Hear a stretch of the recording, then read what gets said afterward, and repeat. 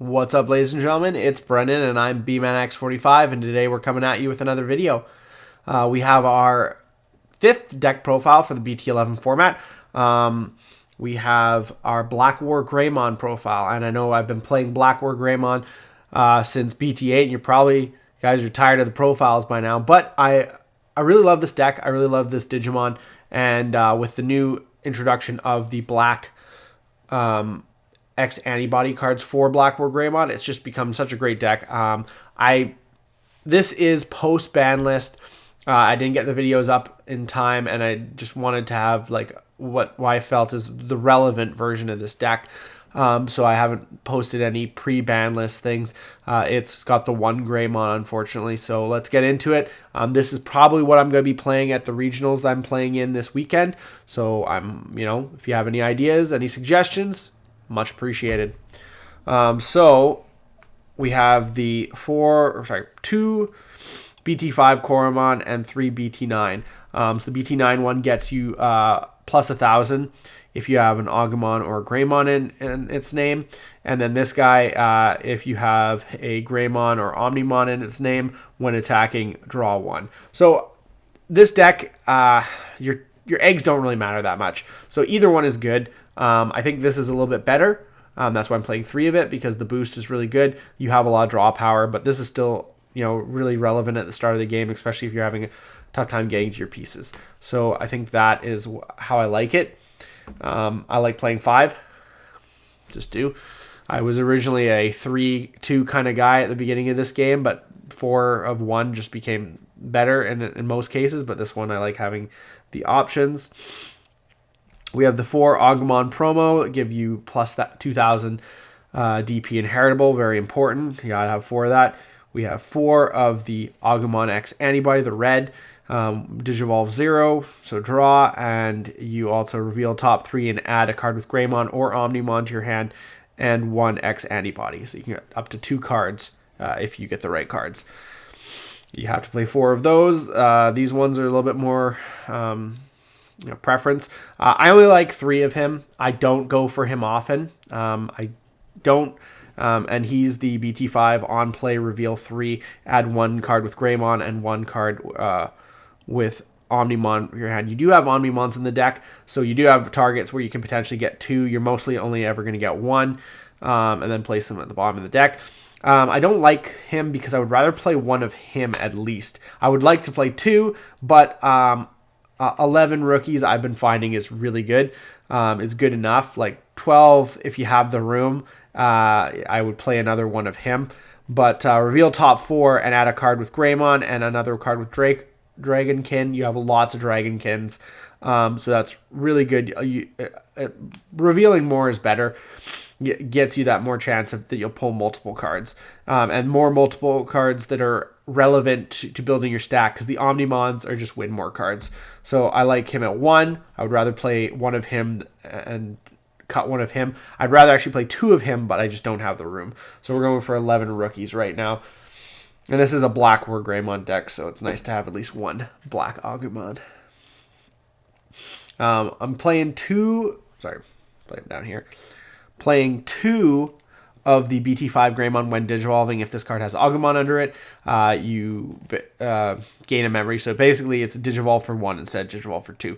And then if it is a Greymon card or a Omnimon card, it gains plus 2,000 inheritable, so it makes you big. I was only going to play 1 of this because I honestly find that the decreased cost doesn't come up, like it doesn't make a difference. It doesn't negatively or positively affect me a lot of the time. I decided to keep it at 2 for a simple reason, is because I felt like I might need more level 4s, and so I put 1 more, because originally I was running 2 of it and I was running 1 of these, but I decided that these were a little bit better, especially with the hit that we took to this deck. Security Attack Plus is just important because it gets you through your game faster, because this is a very control-based deck. It doesn't attack that hard, so having a little bit of aggression is really good. So I'm playing 2 of him and 2 of him. If I had to cut something, I cut the Agumon because I felt like I need more level 4s. I feel like 11 of these is good enough, but I definitely feel like I needed maybe, you know, another level 4. So I decided to go with opt with 2 and 2 of each. Now with the hit to the new Greymon X-Antibody, you're playing 3 of the BT9 Greymon X-Antibody to cover the rest. It's giving you that protection that you would get, you know, so that's good at least. And then the free draws. We're playing 3 of the BlackWarGreymon. 3 is good enough. You don't need 4. 3 is really good because a lot of times you will go into these unless you're sure that you're gonna have a good blocker turn, and then you'll go into him. So 3 of him is fine. And then lastly, we have the 1 Greymon X-Antibody, the one that's been banned and limited to 1, because he's so good. Because when this Digimon would Digivolve into a card with Greymon in its name, reduce the cost by 1 for each of that Digimon's color, which we'll explain why that's so good in a second. And then his inheritable is when this Digimon with Greymon or Omnimon in its name would be deleted or returned to the hand or deck by an effect by placing 1 X-Antibody at the bottom of this Digimon's Digivolution cards at the bottom of the owner's deck. You may prevent it.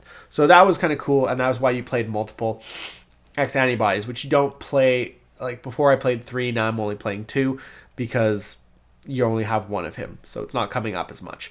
But it is a busted card, and I know why it got hit. So it's 11 level 4s. So 11 level 4s, 11 level 3s. So hopefully that makes it more consistent to get them.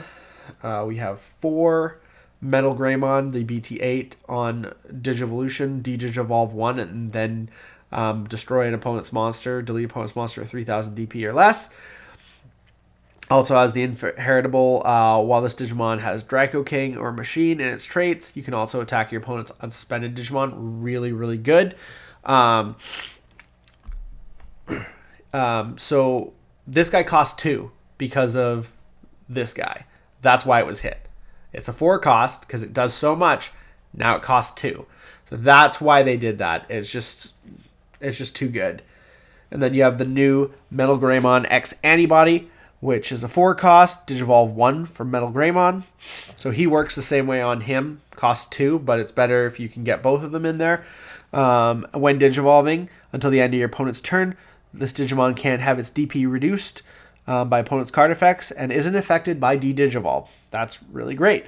Then, if Metal Greymon or X-Antibody is in this Digimon's Digivolution cards, it's probably mostly always going to have Metal Greymon at least. Delete one of your opponent's Digimon with 6,000 DP or less. That's pretty good. 6,000. It's double of what the other guy was, what the Metal Greymon is. And then his inheritable is what really shines, is when a Digimon becomes unsuspended on your opponent's turn, once per turn, if this Digimon has Greymon or Omnimon in its name, trash the top card of your opponent's security stack. That is wild. This is where your opponent starts losing, is when you get to your main guy. So any reboots make it so good. So that's it for our level 5s, just 8 level 5s. We are playing 1 of the promo BlackWarGreymon because he's 3 costs and he helps you get into your BlackWarGreymon X faster, as well as he has the Digiburst ability, so you can Digiburst some of your things that aren't that great and potentially unsuspend and attack again, especially with things like security attack +1 and other things that attacking your opponent's unsuspended Digimon can be really good. We're playing 2 of the BT8 BlackWarGreymon, my boy, just the one I've been in love with since it came out.